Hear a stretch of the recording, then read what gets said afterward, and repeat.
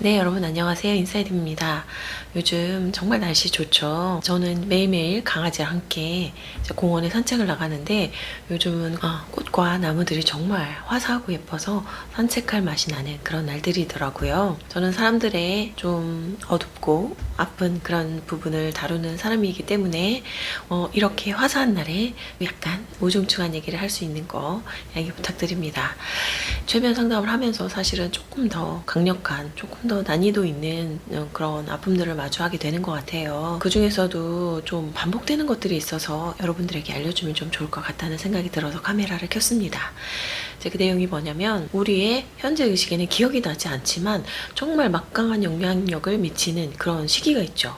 5세 이죠. 그때는 잘 기억도 나지 않고 특히나 더 어린 시절로 가면은 태아 때까지 포함을 하고요. 또 전생까지 거슬러 올라갈 수 있죠. 근데 이 시기에 일어났던 어떤 사건과 관련된 신념들, 감정들 이런 것들이 이 생애 전반에 영향을 미치고 있다는 거를 점점 보게 돼요. 어떤 분께서는 전생에 있었던 모든 경험들이 뱃속에 있는 10달 동안 경험하게 되고 그것이 또 태어나서 이후에 조금 더 루즈하게 되풀이 된다 이렇게 얘기를 하시는 분도 있거든요. 그것에 대해서까지 확신은 갖지는 못했지만 이게 맞다면 이 태아 시절이 엄청나게 힘들 수 있다는 거거든요. 그리고 태아 시절의 상처들을 집중적으로 치유를 하면 엄청난 정화가 가능하다 그렇게 볼 수 있는 거죠.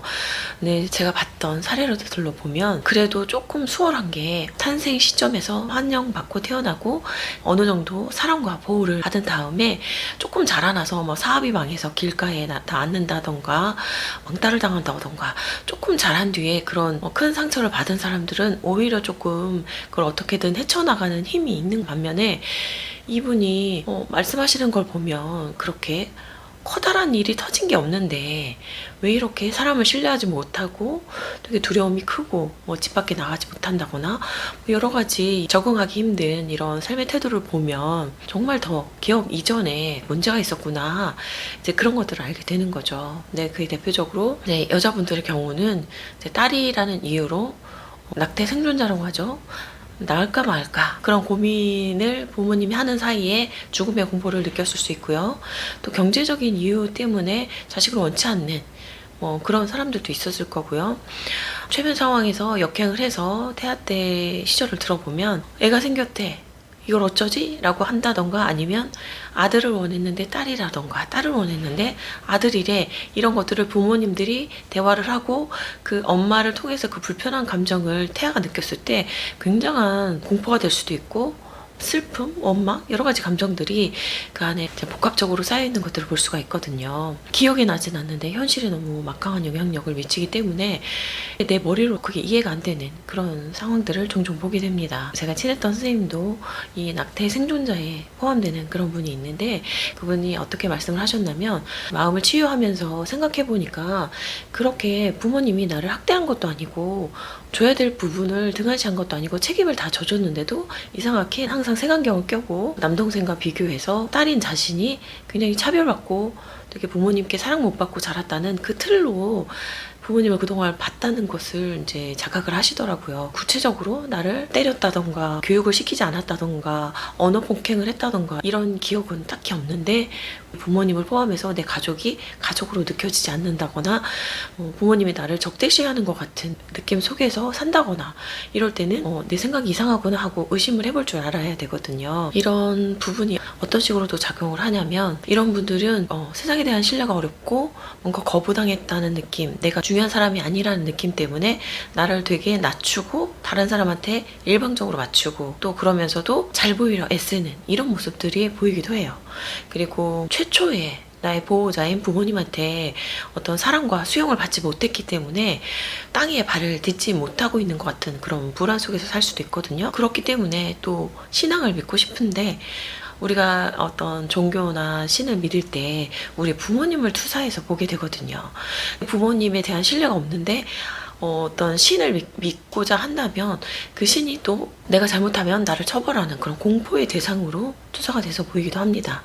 그래서 뭔가 계속 부평초처럼 어디에 딱 정착돼서 안정된 느낌을 가질 수 없고 불안하고 뭔가 타인에게 맞춰야 될 것 같은데 그렇다고 해서 그 사람들에게 사랑을 받는다는 안정감도 없고 또 나에 대한 열등감, 어떤 수치심, 나를 믿을 수 없는 그런 두려움들, 이런 것들로 굉장히 헤매이고 있다는 거죠.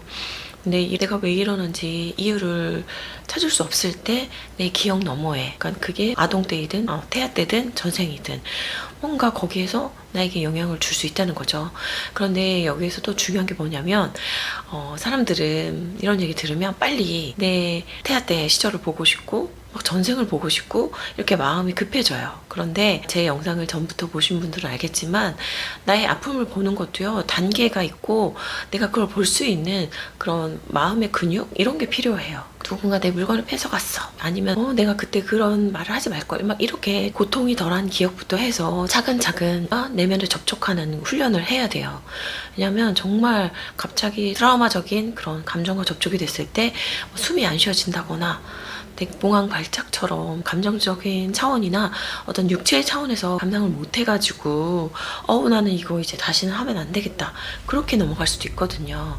특히나 이런 마음 공부를 무의식 정화하면서 감정을 들여다보는 게 아니라 계속 머리 차원의 공부를 하셨던 분들이 이제 내 머리로는 다 알아, 근데 내 몸에 상처의 감정은 막 덕지덕지 붙어 있어. 그런 분들이 오히려 조금 더 그렇게 위험할 수가 있어요. 무턱대고 빨리 이거를 해결해야겠다라는 나의 욕심으로 마음을 받아들일 수 있는 감정 상태나 어떤 몸의 차원에 대해서 고려하지 않고 막무가내로 그렇게 빨리 해달라고 하는 거는 이제 최면 상태에서도 내 무의식이나 또 나의 본성이 그런 부분을 띄워줘야 그런 심상으로 볼 수가 있거든요. 그런 체험을 할 수 있는 그런 능력이 되는 거거든요. 그러니까 그런 부분에 대해서도 너무 급하게 생각하지 마시고, 내 목표는 몸에 세포처럼 붙어있는 이 에고들, 상처들을 이제 치유해 나가는 것들이 목표지만 이게 하루아침에 될 수 없다, 그렇게 아시고, 저도 사실은 지금 무의식 정화를 한 지 10년이 넘어가는데 제가 전생을 보니까 저는 스님으로 살았던 생이 2번이나 있더라고요. 어떤 그런 작업을 많이 했던 영혼이지 않았을까 생각을 하고, 그러기 때문에 이번 생에서 이렇게 정화를 했을 때 전생을 보게 된 거기 때문에 모든 분들이 다 그냥 내가 원한다고 해서 그게 되지도 않을 수도 있고, 또 그것이 나한테 왔을 때 내가 감당하기가 어려울 수도 있기 때문에 조금 차근차근히 한 걸음 한 걸음 나가시면 좋을 것 같아요.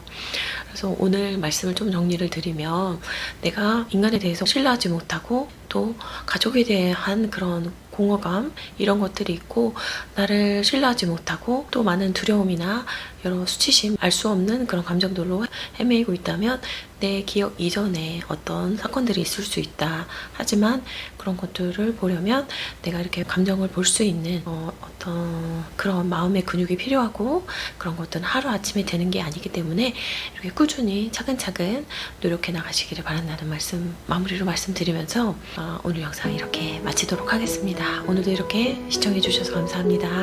다음에 또 뵐게요. 안녕.